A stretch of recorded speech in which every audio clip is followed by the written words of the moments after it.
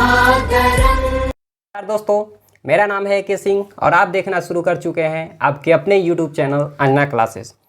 दोस्तों ध्यान दीजिएगा, आज का जो मेरा टॉपिक है, आज हम देखेंगे कि जैसे कि थंबनेल के ऊपर ही आपको दिख गया होगा कि आज हम आपको क्या बताने वाले हैं। दोस्तों ध्यान दीजिए, आज का मुद्दा है कि आखिर क्या वजह थी कि जो नाइजीरिया में सालों से तबाही मचाने वाली एक आतंकी संगठन बोको हराम का जो सुप्रीमो यानी बोको हराम का जो सुप्रीम लीडर, सुप्रीम नेता खुदकुशी कर लेता है। दोस्तों तो आप सोच रहे होंगे दोस्तों कि बोको हराम चाहे कहीं का कोई आतंकी संगठन, उसके बारे में आज हम क्यों पढ़ेंगे, आखिर पढ़ने की वजह क्या है। दोस्तों जैसे इससे पहले हम लादेन के बारे में आपको बताए थे, जैसे अलकायदा का सब सुप्रीमो लीडर कौन था, लादेन, तो हम लादेन के बारे में पढ़े थे।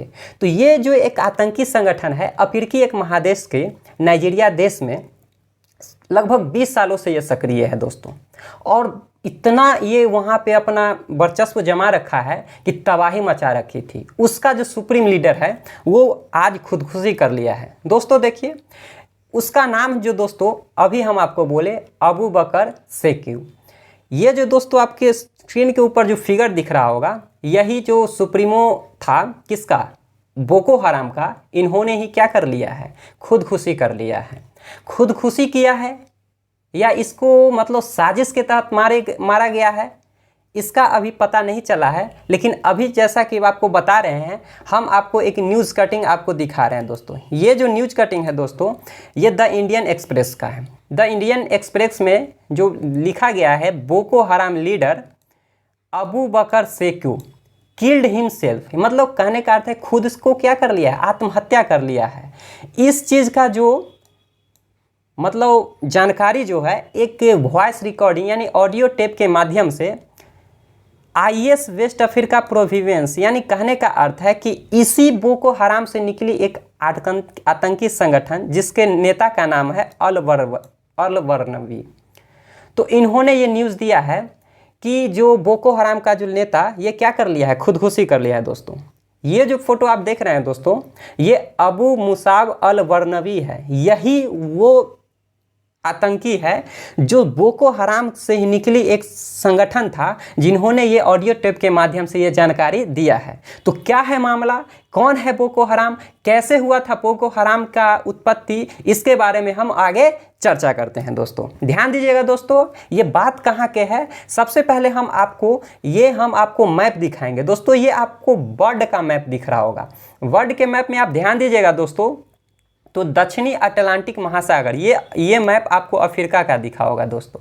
इसके अटलांटिक महासागर के तट से यानी बेनिन की खाड़ी के तट से सटा एक देश नाइजीरिया आपको दिखेगा। दोस्तों इसको हम थोड़ा स्क्रीन को बड़ा करके दिखाएंगे, अब आपको स्पष्ट दिखेगा। ये जो दोस्तों ये जो आपको देश दिख रहा है, यही नाइजीरिया है। ये क्या है, नाइजीरिया है।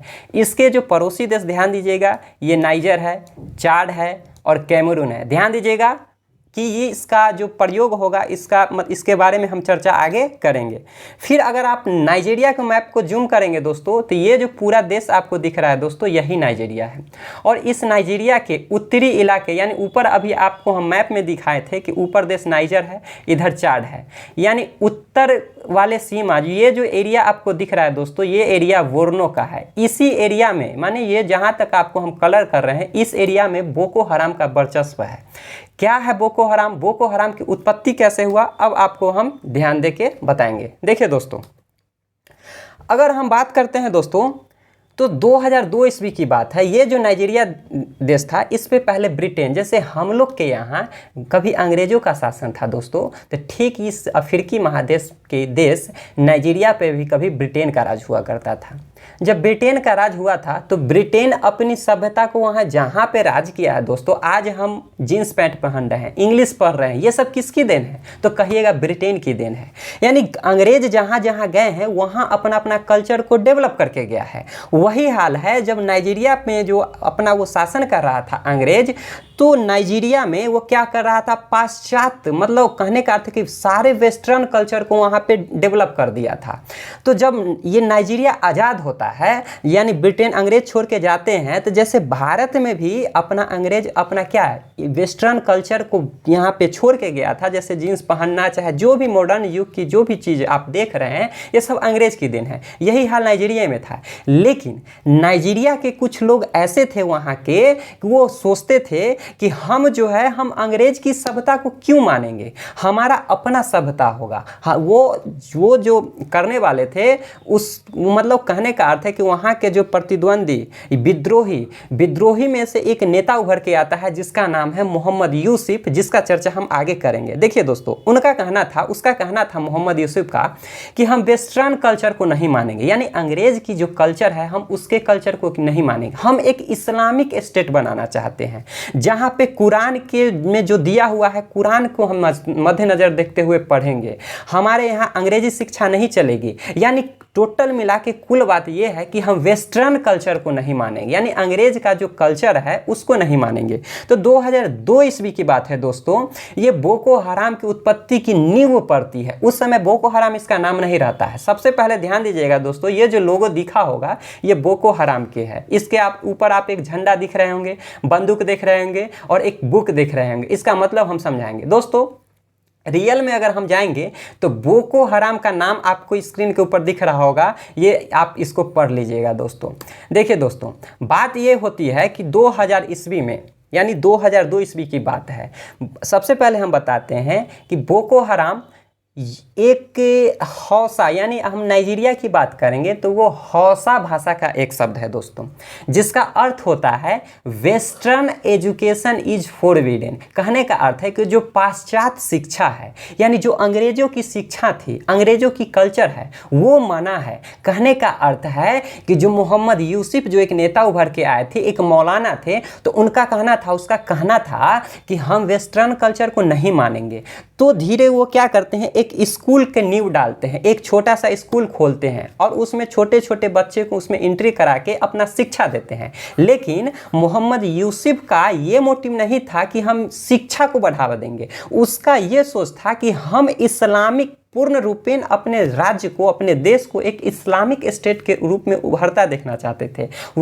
अर्थात कहने का अर्थ है कि हम वेस्टर्न कल्चर को नहीं मानेंगे। तो जो बोको हराम शब्द है दोस्तों, वो हौसा भाषा का शब्द है जिसका अर्थ होता है वेस्टर्न एजुकेशन इज फॉरबिडन। देखिए दोस्तों, यही फोटो आपको दिखा होगा। ये किसका है, मोहम्मद यूसुफ का दोस्तों। अब ध्यान दीजिए, किसी चीज़ का स्थापना होने के लिए कुछ ना कुछ वजह होता है।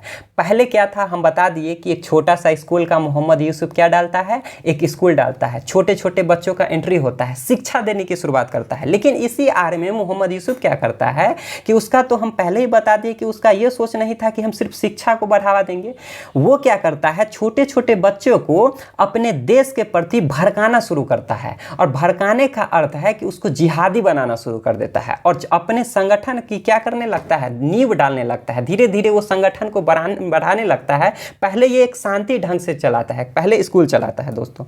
देखिए 2002 ईस्वी में एक तत्कालीन कारण होता है जिसका फायदा यही मोहम्मद यूसुफ उठाता है। देखिए दोस्तों, नाइजीरिया की राजधानी अबुजा में 2002 ईस्वी में दोस्तों क्या था कि जो मिस वर्ल्ड का जो कॉन्टेस्ट होता है, विश्व सौंदर्य का जो कॉन्टेस्ट होता है, वही नाइजीरिया में होने था। अब आपको बता देते हैं, जहां मिस वर्ल्ड का कॉन्टेस्ट होता है दोस्तों, वहां लड़कियां जो होती है छोटे छोटे कपड़ों में अपना अंग प्रदर्शन करती है। अर्थात उसके मिस वर्ल्ड का रैंकिंग, यानी उसका स्कोर जो है छोटे छोटे कपड़ों को देखकर दिया जाता है, जो कि एकदम वेस्टर्न कल्चर, यानी अंग्रेज की जो पाश्चात्य कल्चर था उससे ये रिलेटेड था। और वहाँ का जो इस्लामिक संगठन था, मुस्लिम लोग था, तो उसके बिहेवियर से क्या था, अलग था। तो इस बात से वहाँ बहुत सारा दंगा होता है। दंगा इसलिए होता है कि उसी के शहर में ये अंग्रेज की सभ्यता वाले, मतलब कहने का अर्थ है कि जो मिस वर्ल्ड का जो कॉन्टेस्ट हो रहा था, इसका वो क्या करने लगता है, विरोध करने लगता है, दंगा होता है। और इसी दंगा का फ़ायदा उठा के मोहम्मद यूसुफ जो है दोस्तों, वो क्या करता है, लोगों को अपने मतलब जो शुरू में स्कूल का जो नींव डाला था, उसी स्कूल के माध्यम से अपने आतंकी संगठन बोको हराम की स्थापना कर देता है। तो दोस्तों मोहम्मद यूसुफ जो था, शुरू में एक स्कूल खोलता है, बाद में एक मौका का फ़ायदा उठाकर क्या करता है, अपने जो लोकल ग्रुप के जो भी वहाँ के लोग थे, उनको अपने मिला के एक बड़े आतंकी संगठन के रूप में वो घोषित कर देता है दोस्तों।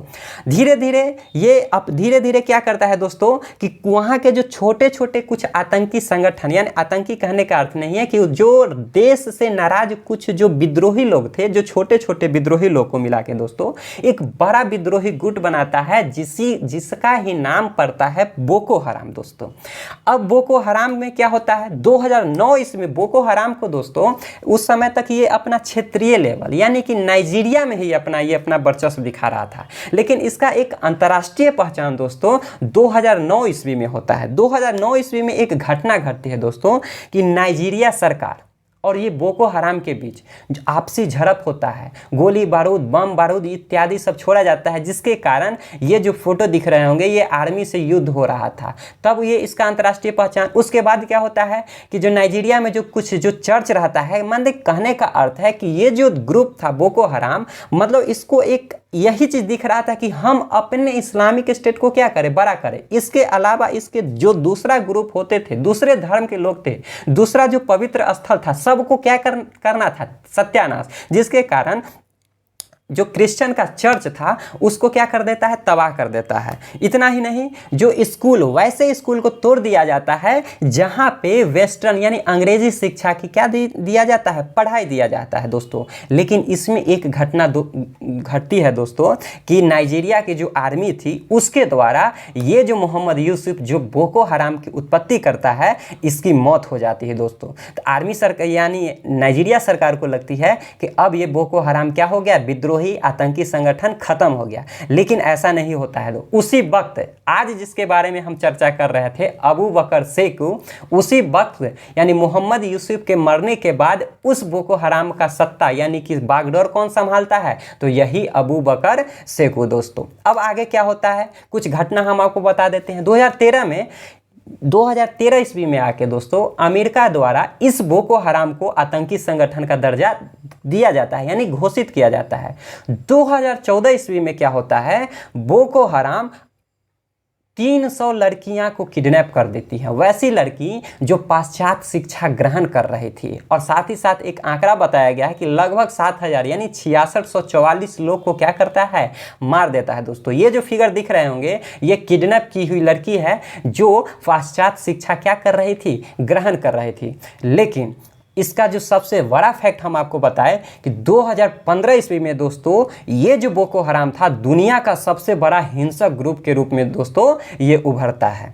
अब 2015-16 ईस्वी की बात है दोस्तों, एक इस्लामिक संगठन के आप नाम सुने होंगे, ISIS, इसका फुल फॉर्म होता है दोस्तों Islamic State of Iraq and Syria. यानी जहाँ जहाँ आपको इस्लामिक शब्द यानी इस्लामिक स्टेट आप दिख रहे होंगे, इसका अर्थ है कि इस्लामिक मतलब अपना प्रभुत्व यानी इस्लाम धर्म का ये मतलब ये जो ग्रुप है ISI का, उसका ये सोच है कि हम पूरे दुनिया में अपना इस्लाम को क्या करें, वर्चस्व को बढ़ाए। अर्थात ISIS जो इराक और सीरिया में था, ये सबसे बड़ा आतंकी संगठन हुआ करता था और आज भी है। उसका जो सर्वोच्च लीडर जो बगदादी है, उसका सुप्रीमो था। बात क्या होता है कि जब बोको हराम 2015 में जब इसको सबसे बड़ा हिंसक ग्रुप के रूप में घोषित किया जाता है वर्ल्ड के द्वारा एक रिपोर्ट में, तब ISI की नज़र पड़ती है कि ISI से ये सोचती है कि हमारा भी सोच वही है जो सोच बोको हराम का है। अब उदाहरण के तौर पे आप समझ सकते हैं दोस्तों,